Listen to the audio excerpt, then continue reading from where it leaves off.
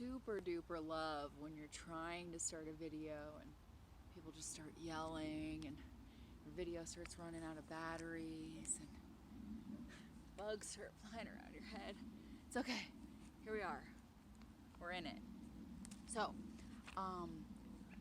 I have had a real shitty couple days, guys. Just trash couple days. Last night culminated through a series of events with me hysterically sobbing, and that very specific kind of sobbing where you end up in your car alone screaming at the top of your lungs at yourself, being like, how did I get myself into this? Why would I let this happen to myself? What am I doing? What have I done? You ever get there? So that's where I was. I dare say it was the worst I've felt in a while. So this is the brainchild of those feelings. It all ties together.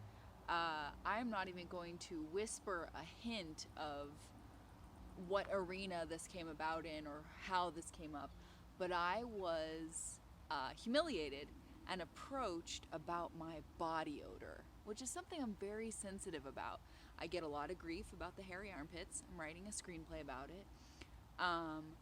And it's something I've really struggled with because I have severe endometriosis and I have hormonal imbalances. So I wanted to scream and say, "Oh, I'm sorry, excuse me. Let me just turn off my hormonal imbalances real quick so that you don't feel offended and you don't have an issue." And I talked to Momo for a long time today. She helped me and she told me, till you do your video and you put on your most badass bitch outfit. And I was feeling a little lazy, pretty depressed, and so I decided she'll like this one. That my most badass bitch outfit is whatever outfit I put on. Yeah, you like that? Me too, me too.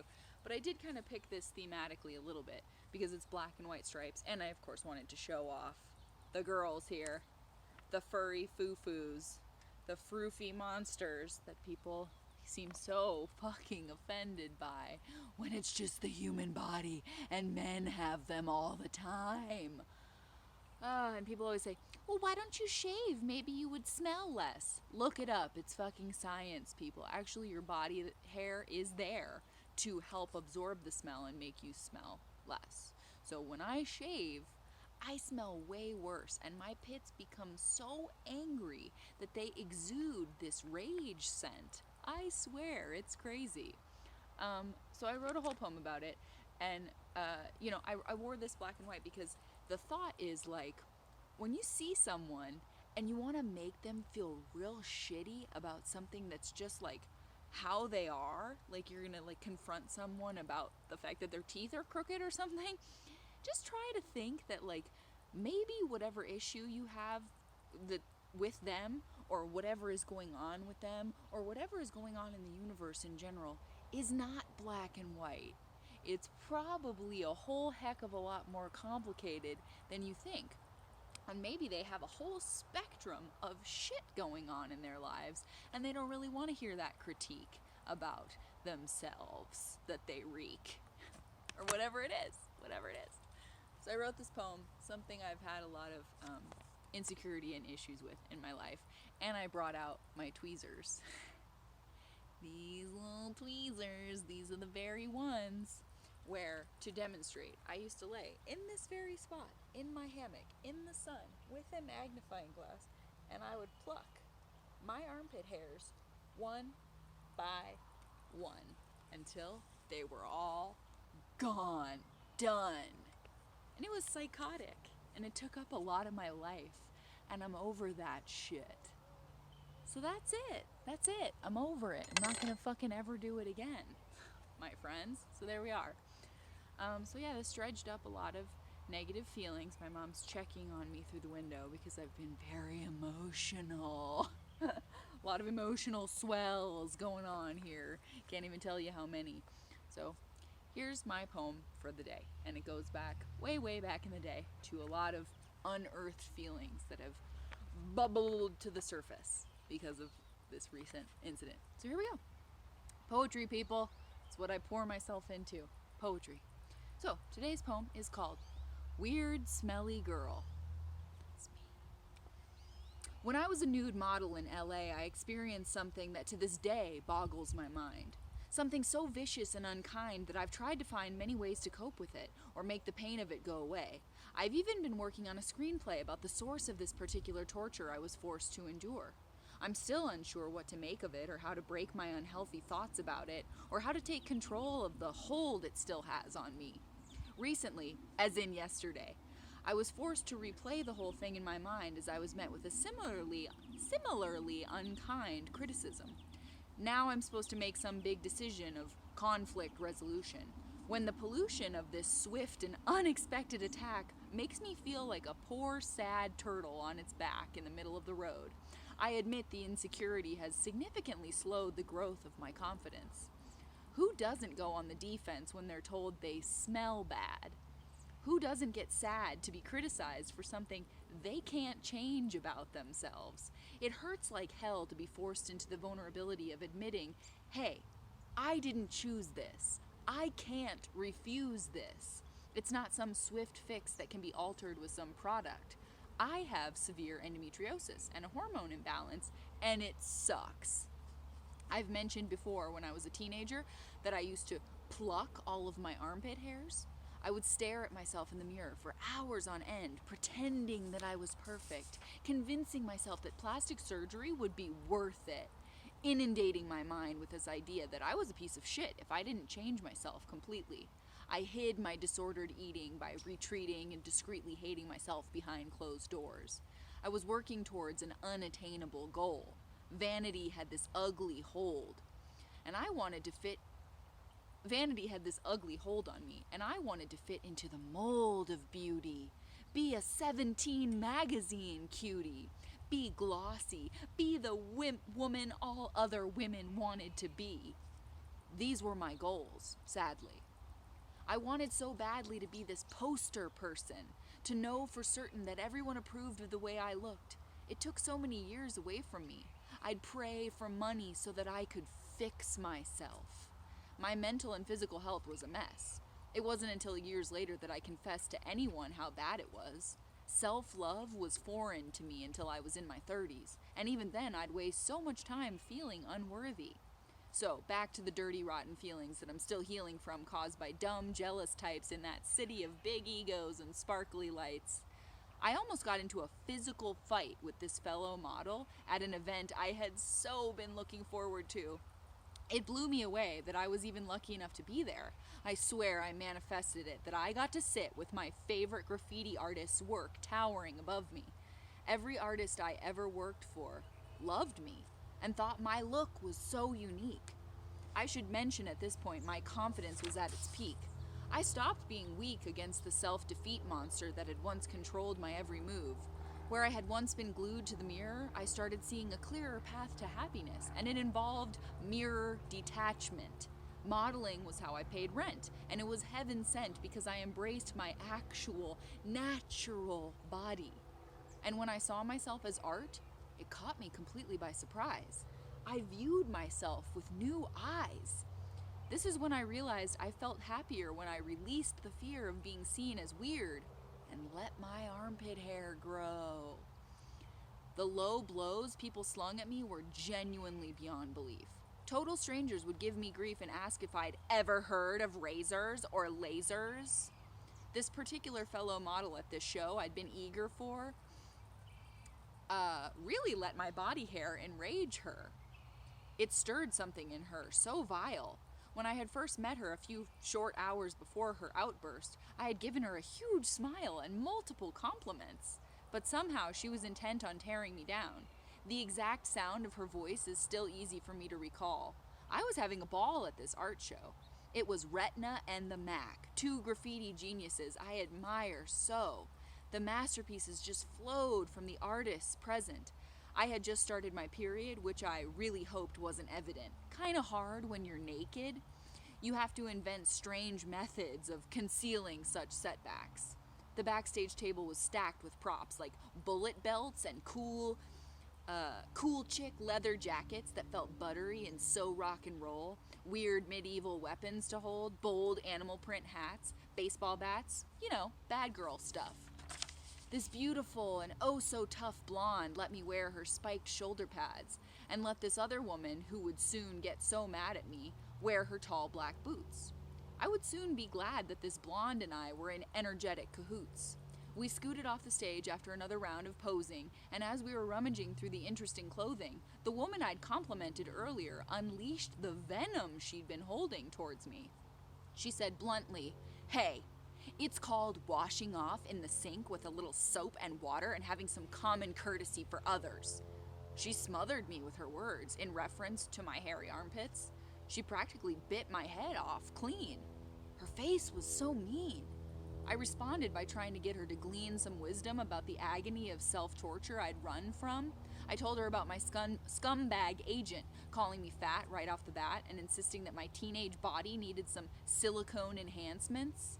I told her about the inferno of the insecurities I battled and how badly he fanned it. I explained how I took the freedom of the art world and ran with it, and how that saved me. Seeing myself on canvas handed me a second chance. It was only then I could advance towards some self-appreciation. I thought her concentration was a sign that she was absorbing what I was explaining. Then she hit me with words that made my life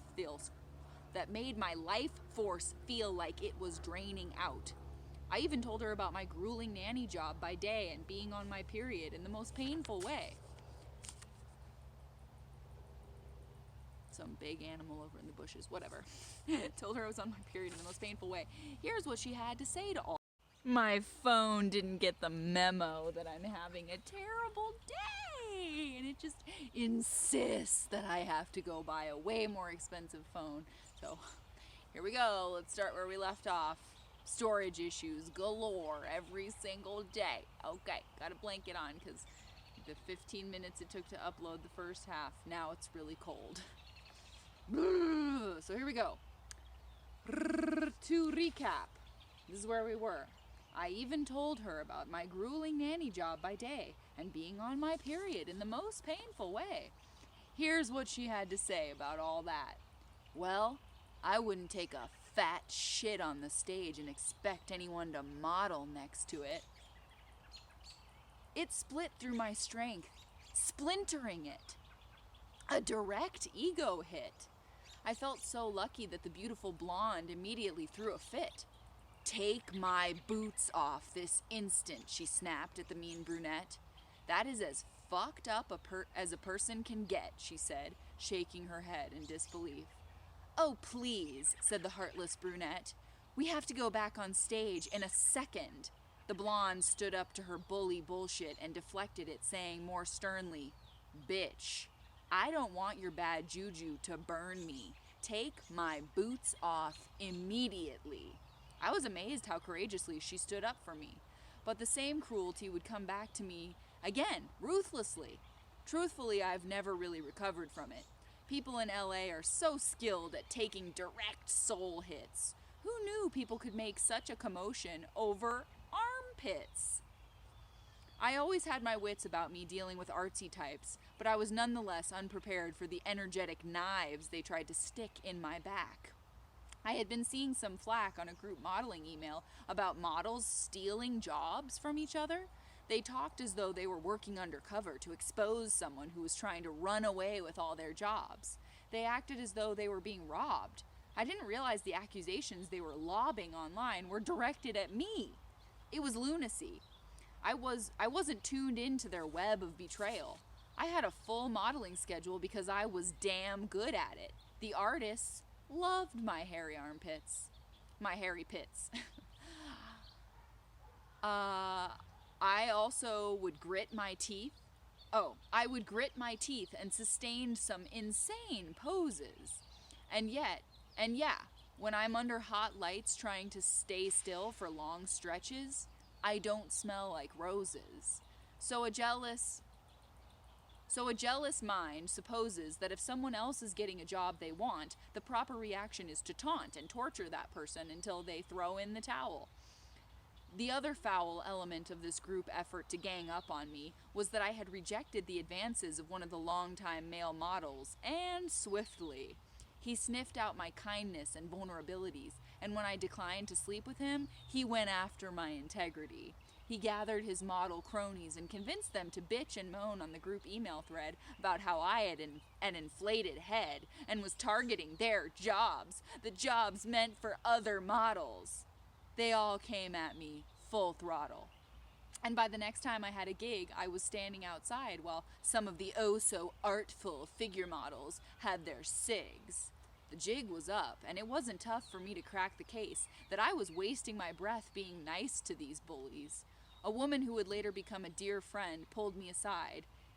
"You know what they're calling you, right?" she asked me after noticing them talking behind their hands with a vibration of spite. "No," I said. A million terrible possible insults flooded my head. "Well," she said, hesitant, intuiting that I was very sensitive. "It's okay," I told her, attempting to make her less apprehensive. "You can tell me." "Well, geez," she looked down. "Just remember, figure models can be really petty." I steadied myself, clutching my robe shut. "What?" I asked again. "Just remember, most of them aren't your friends, even the ones who pretend to be. They've been calling you WSG." I looked at her confused. What the hell does that mean? She took a deep breath, not wanting to hurt me or rattle my world. "It means weird, smelly girl." I wanted to hurl.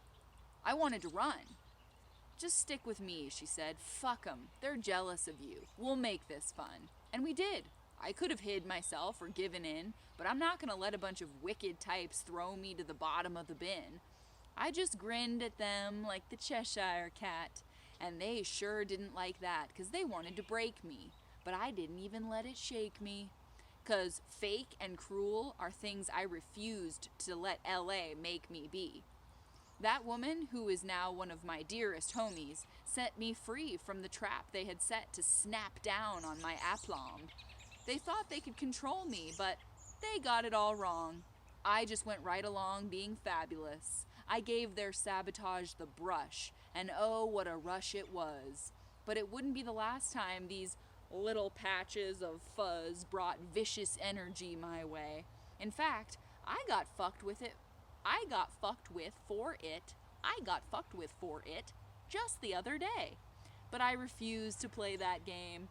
I just shift my view to another plane of thought, one that's not botched by judgment and harshness. I'm not saying I wasn't a mess afterwards, 'cause I was. But now, instead of responding by being even more mean to myself, I respond by giving myself love and soothing. My essence, my scent, is not some flaw I should be removing. So honestly, whether you're scooting towards me or away, I'm here to stay, with all my flaws, to drop jaws or get applause. So on with the dancing. On with the play. Yay. Yeah, I don't know what else to say. It's crazy. It's cray-cray. It's just cray-cray. I don't know. Being singled out because of just existing as a human? Like, what do you want me to douse myself in baby powder every day? It just, oh man. And I'm like allergic to every perfume, and I'm allergic to like every different kind of deodorant. I have so many allergies and sensitivities, and this person, we'll leave them genderless, this person was like, "Well, perhaps you need to bathe more. When was the last time you bathed?" I'm like, "Today?" "Maybe you need to wash your clothes more. When was the last time you washed your clothes?" "I don't know. Every week?" Like, eep, eep. So, that shit is weak. So yeah, I'm just me. I don't know any other way to be other than in this body, which is me. Thank you. That's just it. Like, it's just Wow, come for my insecurity. Whoo! Yeah, so life is tricky. Life is tricky. You gotta be picky with who you give your true to, right? Because not everybody is gonna treat your true right. Or even decently sometimes. Some people won't even treat your true decently.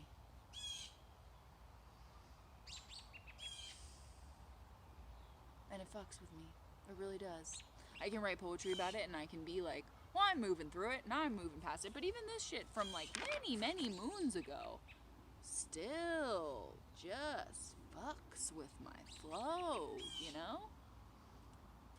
So, hard to be human, but nothing much I can be doing about it, huh? So, holy heck. There it is. Kiss, kiss, peck, peck. To all the haters. Check you later. Oh man. Yeah. Gotta make a stand though. When you are being pushed in a corner like that, gotta fight back. You gotta stand up. And my therapist had just told me that morning, Teal, here's your assignment for the week. You need to find moments of courage and be Teal and be real about it and stand up for yourself. So that's what I'm trying to do. And it's not as easy as it sounds, but I'm gonna keep doing it.